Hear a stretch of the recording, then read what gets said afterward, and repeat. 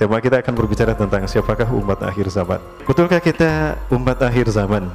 Ada sebuah hadis dari Rasulullah SAW. Ya, Rasulullah SAW pernah mengisyaratkan bahwa kehadirannya merupakan tanda akhir zaman.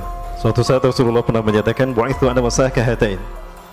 Ya, ini agak direnggangkan sedikit. Ya, diutusnya aku dengan kejadian kiamat seperti ini. Jadi dari dulu 14 abad yang lalu Rasulullah sudah mengisyaratkan begini. Nah, diutusnya beliau seperti ini. Sementara kita tahu di antara telunjuk dan jari tengah tidak ada jari lagi. Lalu apa yang akan kita katakan hari ini? Bainana wa baina sa'ah, antara kita dengan kiamat. Saya melipat jari tengah saya. Waspada.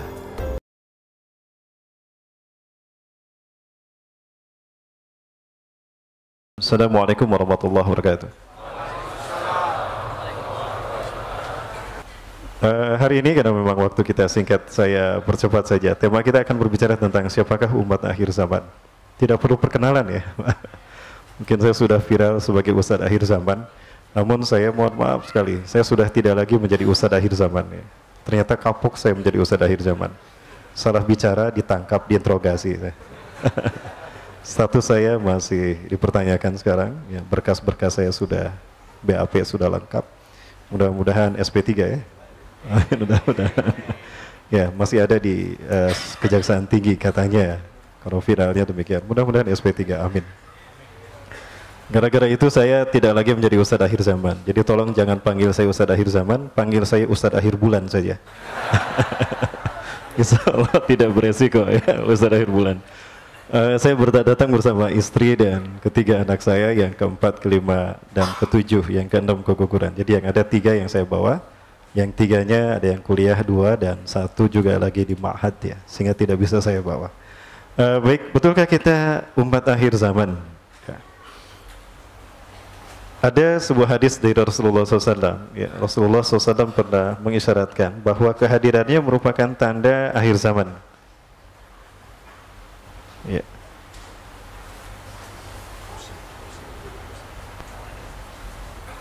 Nah, suatu saat Rasulullah pernah menyatakan, "Bu'ithu ana masakahatain."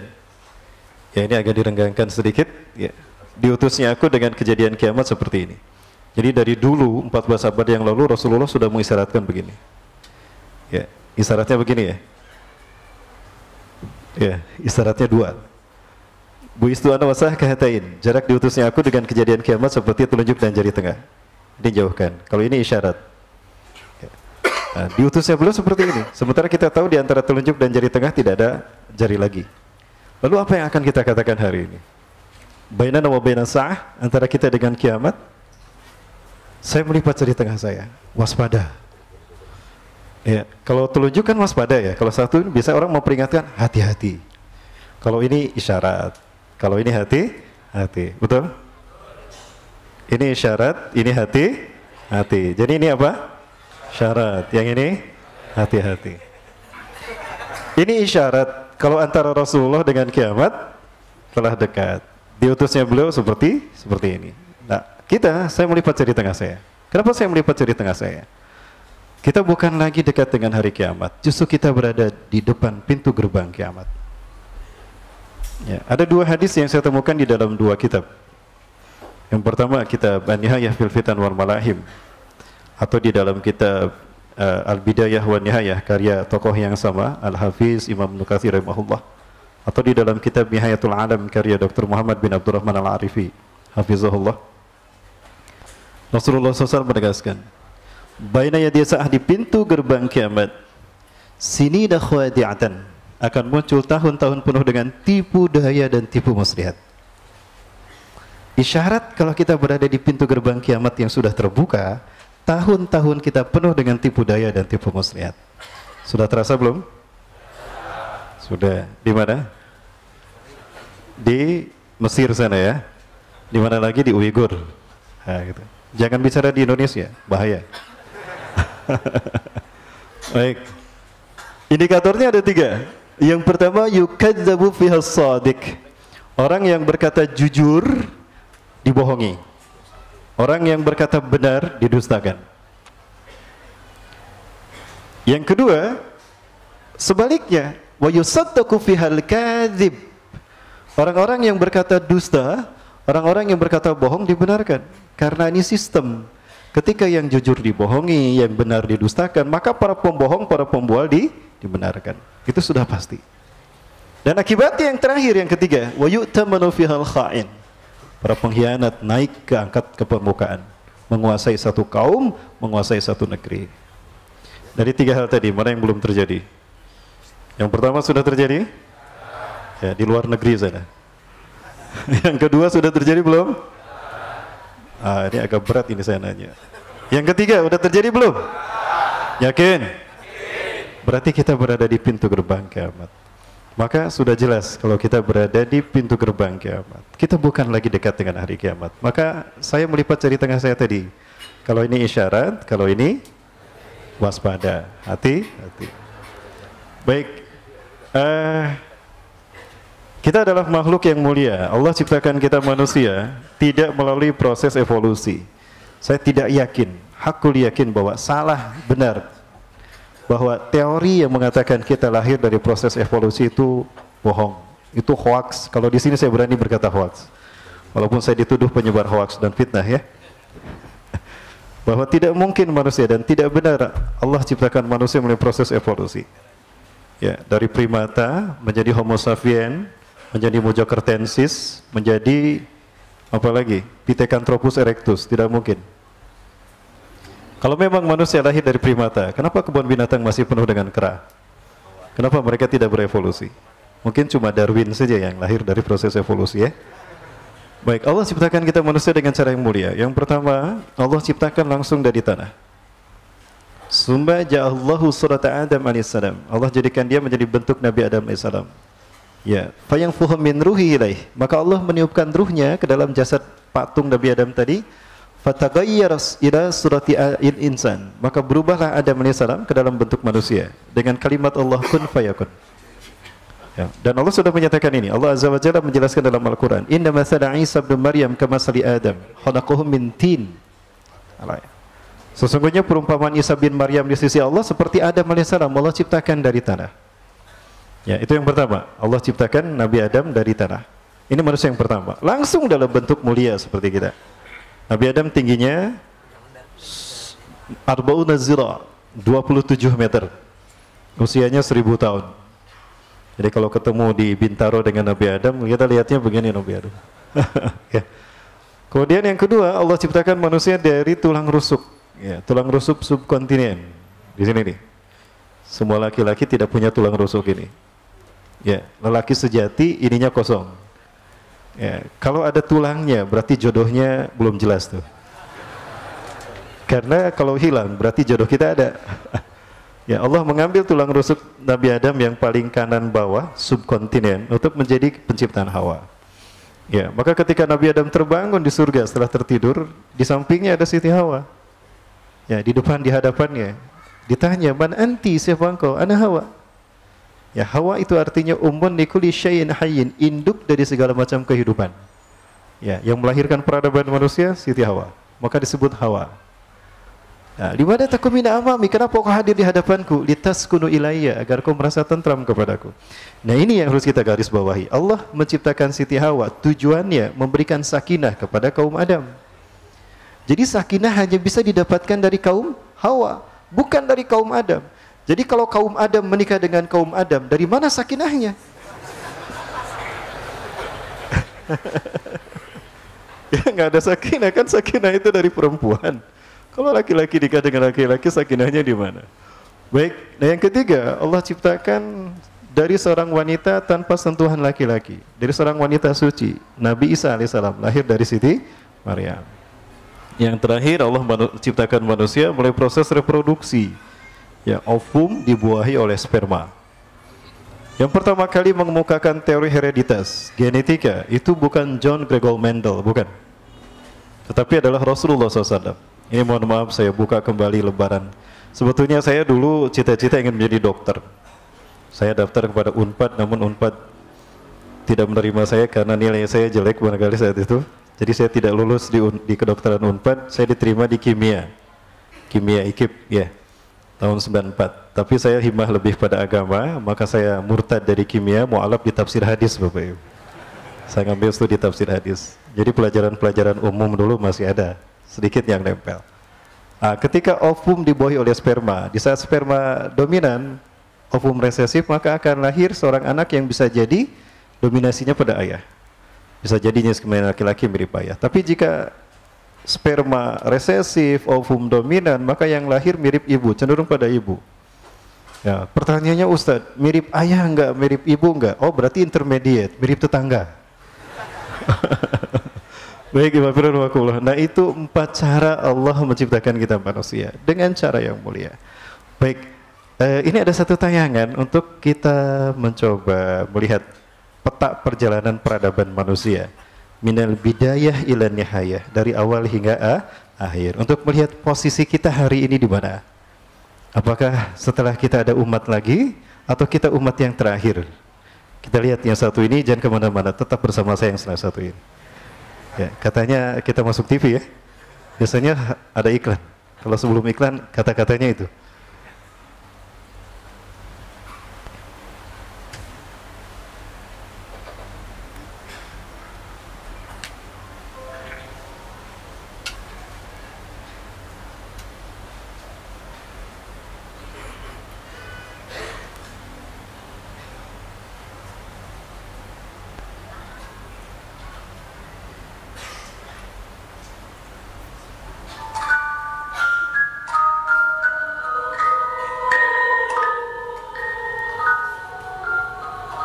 Ini karya teman-teman dari Malaysia berbicara tentang peradaban manusia secara singkat.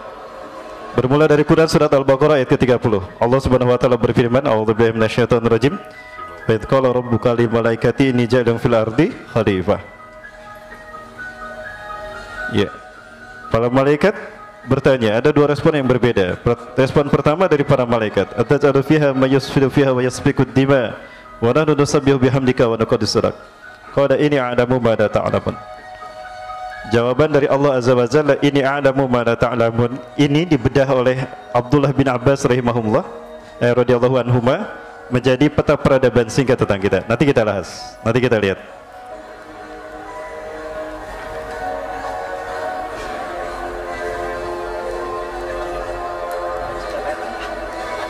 Adapun respon yang kedua muncul dari sosok yang bernama Ajazil. Sebut saja demikian namanya. Satu jin dari suku Al-Harith, kana minal jinni fa fasaqa an amri rabbih. Ajazil adalah satu jin dari suku Al-Harith. Dia merasa yakin kalau khalifah itu yang dimaksud adalah dia. Karena dia lebih hadir lebih dulu daripada Adam. Dia tidak pernah berbuat maksiat walaupun sedikit. La ya'sullah madam hayati walau tarfata ainin. Namun apa yang terjadi? Ternyata yang Allah pilih menjadi khalifah bukan dia, Nabi Adam. Maka dia sakit hati. Bahkan sakitnya tuh di sini. Maka dia murka, maksudnya iri dan marah. Kenapa Adam yang diciptakan jadi khalifah, bukan aku yang dijadikan khalifah? Nah, di sini mulai muncul ada sebuah penentangan. Baik. Nah, ada konsep yang dikemukakan dan dijual kepada kita dengan teori Paleolitikum, Mesolitikum, Neolitikum dan Megalitikum. Zaman batu, zaman perunggu, zaman modern, itu tidak benar. Tidak ada yang namanya zaman purba, zaman primordial, tidak ada. Zaman primitif manusia purba tidak benar. Ya. Itu hanya teori kaum materialis yang ingin menjudge eksistensi mereka sebagai yang terbaik. Dari situ bermula adanya apartheid dan rasisme. Semua manusia sama di hadapan Allah Azza wa Jalla. Yang membedakan adalah takwa.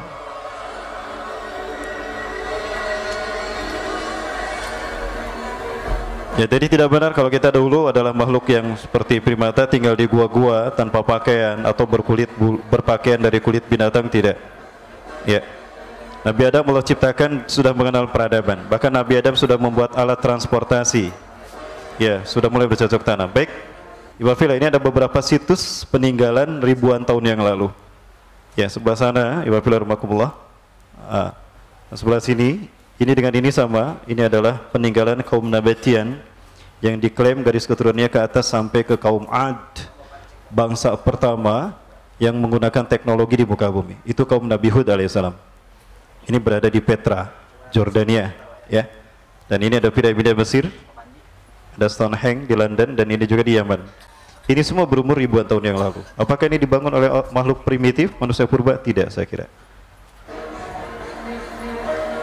Ya, dibangun oleh mereka yang sudah mengenal peradaban. Bahkan, nah yang satu ini yang luar biasa lucu. Kelihatannya seperti kendi. Ini bukan kendi sembarang kendi. Tetapi di dalamnya kalau dibelah dua ternyata ada elektroda.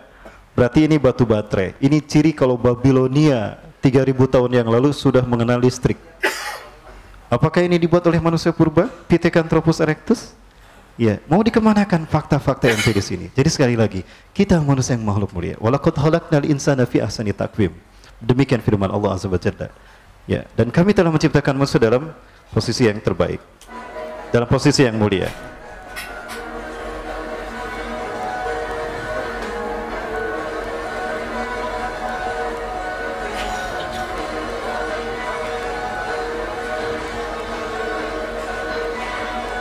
Ya, ada perangkat, ada apa yang disebutnya dengan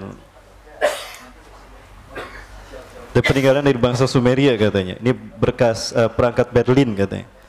Ya, betulkah ini diciptakan oleh orang yang purba, dibuat oleh seseorang makhluk manusia yang purba, sementara ini sudah berumur ribuan tahun? Dan kalau kita lihat ini gambar-gambarnya mirip dengan sesuatu yang ada di zaman kita sekarang. Ya. Ini plakat Berlin, peninggalan Sumeria zaman ribuan tahun yang lalu. Kok gambar-gambarnya seperti ini? Jadi tidak mungkin ini dibangun oleh manusia-manusia primordial, primitif, tidak. Jadi semua teori-teori purbakala itu tidak benar. Pernah ini dibantah oleh Harun Yahya di dalam bukunya Kebohongan Teori Darwin, dalam bukunya The Origin of Species, ya. Ini mohon maaf kepada guru-guru sejarah. Saya tidak bermaksud mengcounter ya, tapi kita sebagai muslim harus lebih yakin kepada Quran dan hadis. Ya, karena Allah Azza wa Jalla adalah Tuhan pencipta satu-satunya dari pencipta manusia. Lalu bagaimana kita mengenal peradaban manusia? Nah, kita lihat bagaimana Allah mengungkapkan sejarah peradaban kita dengan menggunakan istilah-istilah khusus. Allah Azza wa Jalla menggunakan zaman disebut dengan nama para nabinya. Masa kerajaan Sulaiman, sesudah Musa, sesudah Nuh, di masa Adam. Nah begitu, jadi tidak ada yang namanya Paleolitikum, Mesolitikum, Neolitikum, tidak ada. Ya. Maka percayalah pada Quran dan hadis, karena itu sumber terbaik dalam berbicara tentang peradaban kita manusia. Ya. Dimulai dari Nabi Adam alaihissalam. Kapan Nabi Adam ada? Nanti kita lihat dalam petanya, insyaallah. Ya, suksesi peradaban terus berjalan dari mulai Nabi Adam kepada Nabi Syeth, dari Nabi Syeth kepada Nabi Idris. Lalu muncul Rasul yang pertama, Nabi Nuh alaihissalam. Nabi Adam bukan Rasul, Nabi Syeth bukan Rasul, Nabi Idris bukan Rasul. Kenapa? Karena di masa mereka manusia masih bertauhid, manusia masih menyembah Allah. Manusia menyembah selain Allah terjadi di zaman Nabi Nuh alaihissalam. Ya, manusia menyembah patung Nabi Adam sendiri yang dibuat oleh Bani Kabilah. Silakan buka dalam kitab Talbis Iblis karya Ibnu Jauzi Al-Baghdadi. Ya, sudah ada terjemahnya sekarang. Ya, sekali lagi ini adalah fakta-fakta peninggalan peradaban sebelum kita umat manusia akhir zaman. Ya, sebelum kita. Terus berjalan suksesi terjadi sampai para nabi dan hingga akhirnya sampai ke zaman kita Nabi Muhammad SAW. Ya, Ustadz, tapi ada fakta karbon itu usianya jutaan tahun yang lalu. Loh, lupakah kita kalau mereka diazab dijungkir balikan oleh Allah? Di zaman Nabi Musa alaihissalam ada kaum yang Allah kutuk menjadi kera dan babi. Manusia ketika Allah azab menjadi binatang itu lebih bentuknya kalau tidak kera babi. Kenapa demikian? Baik kera ataupun babi memiliki konstruksi polipeptida DNA yang mirip dengan kita manusia. Maka lebih mudah dirubah, lebih dekatnya itu ke kera atau ke babi. Ibu-ibu ada yang melahirkan dengan cara sesar? Perutnya dijahitkan? Atau ketika kita dioperasi transplantasi organ tubuh, jantung atau ginjal, perut kita dirobek, setelah dirobek dijahit, cat cage. Itu pakai benang, benangnya dari bahan apa? Silakan tanyakan pada para dokter. Itu dari usus babi. Kenapa harus dari usus babi? Karena konstruksi DNA-nya, polipeptidanya mirip dengan kita manusia. Ini alasan utama kenapa Allah mengharamkan babi. Bukan hanya semata-mata karena ada cacing pita di sana, bukan. karena ada parasit, tidak. Tapi yang paling penting karena sama dengan manusia. Daging manusia haram, maka memakan babi pun haram, pendekatannya itu. Baru kita lihat pendekatan medis, ada cacing pita, Talenia sonium, Taenia saginata, seperti itu ya wafilah. Baik. Nah, ada yang betul-betul dikutuk menjadi kera. Mereka malu berubah diri menjadi kera, maka mereka memisahkan diri, memencilkan diri, mengisolasi diri. Maka fosilnya ditemukan di tempat-tempat tertentu, tidak di semua tempat pada saat itu. Lalu Allah balikan sehingga tanah yang di bawah menjadi di atas dan di atas menjadi di bawah. Nah, yang di bawah menjadi di atas, unsur karbonnya itu kan jutaan tahun. Lalu mereka terkubur dengan tanah itu, meresap ke dalam seolah-olah mereka sudah jutaan tahun yang lalu. Saya kira ini logika sederhana yang tidak perlu kita tempuh dengan tesis atau doktor sampai S3 ya. Ya, saya juga doktor Bapak Ibu, mondok di kantor. Baik, kita lanjut sedikit.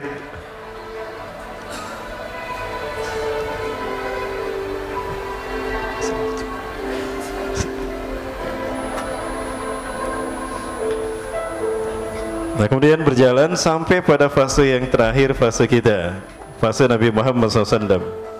Nabi Muhammad SAW adalah Nabi yang terakhir, maka kita umat yang terakhir. Ya, karena Rasulullah SAW adalah Nabi dan Rasul yang terakhir, maka kita umat yang terakhir. Artinya ketika kita habis tidak ada lagi. Nah, kemudian dari Rasulullah ke kita itu ada 5 fase. Tapi nanti saya tambah fasenya ada 6. Rasulullah SAW hanya menyebutkan fase ini dalam hadis dari Nu'man bin Bashir radhiyallahu anhu. Ya, Rasulullah dari Huzaifah bin Yaman, Rasulullah SAW bersabda, "Takunu nubuwwatu fikum masyaallah an takuna, summa yarfa'uha idza syaa yarfa'ha, summa takunu khilafatan ala minhaji nubuwah, masyaallah an takuna, summa yarfa'u idza syaa yarfa'ha, summa takunu mulkan adhan, masyaallah an takuna, summa yarfa'u idza syaa yarfa'ha, summa takunu mulkan jabriyan, masyaallah an takuna, summa yarfa'u idza syaa yarfa'ha, summa takunu khilafatan ala minhaji nubuwah." Thumma sakat. As-sakat bermakna kiamah. Jadi Rasulullah menyebutkan hanya 5 fase. Sekali lagi, ini dalil bagi kita kalau khilafah adalah fakta, bukan utopia. Ya, mudah-mudahan ceramah ini sampai kepada Pak Mahfud MD. Saya siap untuk berdebat dengan Anda tentang khilafah. Aduh, sampai kayaknya. Baik, nah ini fase dari Rasulullah SAW, jelaskan pada kita. Jadi Rasulullah fase nubuah. Kemudian yang kedua fase khilafah ala minhajun nubuwah. Fase ini diwujudkan dengan keberadaan Khulafaur Rasyidin al-Mahdiin. Kemudian yang ketiga Mulkan Adhan, ya, dinasti Umayyah sampai Turki Utsmani. Nah, sekarang kita di fase yang keempat, fase Mulkan Jabarian. Barat Bani Rum memimpin dunia. Nah, setelah Bani Rum habis, baru kita akan sampai pada fase yang kelima, fase terakhir untuk orang yang beriman, tapi tidak untuk umat manusia. Karena sebelum hari kiamat, umat manusia, orang-orang yang beriman akan Allah cabut nyawanya dengan sebuah angin yang berhembus dari bumi Hijaz. Sangat lembut sekali. Seperti apa anginnya? Nantikan penjelasannya di akhir ceramah saya. Jangan kemana-mana, tetap bersama saya. Setelah yang satu ini tentunya. Ya, kita lihat lagi.